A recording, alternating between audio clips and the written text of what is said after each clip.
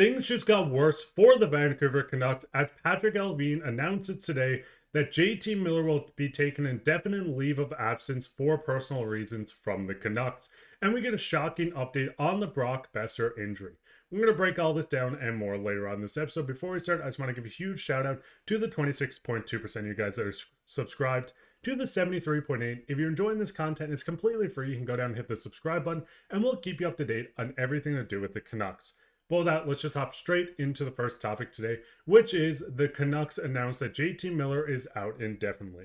From the Canucks PR, Canucks forward J.T. Miller to take an indefinite leave for personal reasons. Vancouver Canucks general manager Patrik Allvin announced today that forward J.T. Miller will be taking an indefinite leave of absence from the team for personal reasons.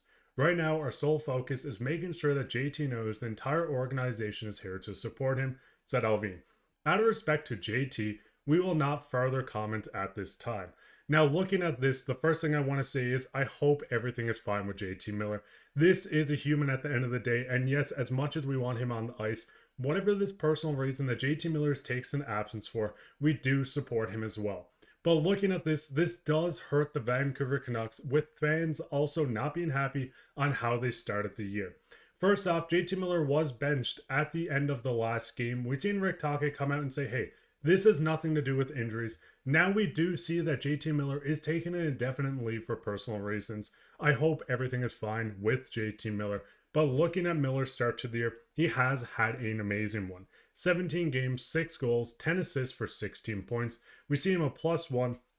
And he has been the heart and soul of this team. Last year we seen 103 points. The year before that, 82 points. The year before that, 99 points. J.T. Miller is debatably someone that fans would want as a captain. This guy has came in, worked his butt off, for lack of better words, and has made this organization and fans fall in love with him.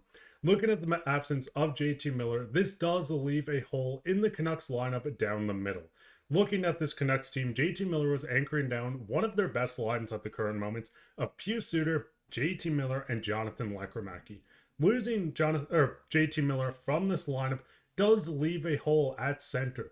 Elias Pettersson, Teddy Blueger, and Aatu Räty are 3 guys that can play center. We've seen Pius Suter play a bit of center, but he's always been just roughly or below 50% from the draw, and he has never been a full-time center. So bringing him in, putting him into this lineup as the first-line center is not something the Canucks will do. Elias Pettersson will probably move up. This entire line will probably move up to be the Canucks' #1 line. We'll maybe see Pius Suter slide in as a third-line center, bump Teddy Blueger up, Aatu Räty will stay at center, but it does get interesting where the Canucks still need to make a call-up to make these lines work. Having this top line, or the Canucks split top line, as we've seen a lot of Elias Pettersson and J.T. Miller split between total ice time, having this line that's been producing, having someone like Jonathan Lekramacky fitting with a guy like J.T. Miller, having this line split up is going to hinder the Canucks going into the next stretch of games, or however long J.T. Miller will be away from the team. Now, looking at this, there are a few options on what the Canucks can do with who they can bring up and fill out in this lineup. Looking at the absurd scoring, there's a couple of guys. You have guys like John Stevens, you have guys like Max Sasson, who I will talk about shortly, but you can work your way down. The first one fans are going to point out is Arshdeep Bains, who has been on the Canucks the most out of anyone on this list this past year. Arshdeep Bains had 1 goal with the Canucks during his stint on the team, so it does make the most sense to, yes, just bring Arshdeep Bains up, keep the lines relatively the same, slide up the center depth, and you can put Bains in on a wing in the bottom 6 or in the middle 6. But I think the Canucks might start looking at the possibility of maybe bringing up a center to play within this lineup. We've seen Aatu Räty being called up and Rick Tocchet coming out and saying we need center depth. He's a guy that can play center. We need him on the lineup with the lack of that right now. So unless the Canucks go out and make a trade, unless J.T. Miller is back before next game, I would not be shocked on getting Max Sasson up on this team, maybe to play the 4th line center, or if they want to bring up a wing, it's going to be obviously Arshdeep Bains. Now, looking at this list, there are a few other guys. There's a guy like Ty Mueller that could come up. There's a lot of names that could come up, but I think they're going to focus on a center to really fill out the depth on this team. But what are your guys' thoughts on the J.T. Miller news? What's your thoughts on what they'll do with the lineup? Who do you think they'll call up from Abbotsford on this list of players? Do you think it's like a guy like Archie Baines? Do you think it's Max Sasson? Or do you think it's someone I haven't talked about at all from this list? Let me know down in the comments. But with that, we'll hop straight into the second topic, which is we get a shocking update on the Brock Boeser injury. Now, first off, we did get tweets or quotes from Elliotte Friedman and Canucks Summaries on Twitter. Once again, go follow him. He's awesome. Did do a brief summary on it. He described the Brock injury as head/whiplash. Now, when it says he, this is talking about Elliotte Friedman. It's not a linear injury. Have to wait until he feels okay. And once you work your way down to the bottom, once he starts skating, it will be another week or two before he gets back, and he hasn't started skating. Now, this did come out from Elliotte Friedman just a couple of days ago, or I believe it was just yesterday. But we do get a huge update from a guy like Donnie and Dolly, and they say, I was told Brock hit the ice this morning. Now, getting Brock is going to be a huge part of this Canucks success. We've seen him come into this year putting up almost a point per game, 11 points in 12 games, 6 goals, 5 assists. We've seen him come off a career year last year, putting up 40 goals and 73 points.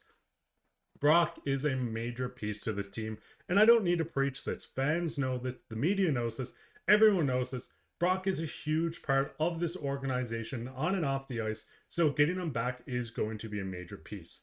Looking at this, obviously we need to bring up a guy that's going to fill out a J.T. Miller role, but getting Brock into this lineup is going to be huge. If we can get Brock in the next week or two, that does fill in some winger depth. Jonathan Lekkerimäki, I do think, stays on this team for quite some time, as he's been performing well.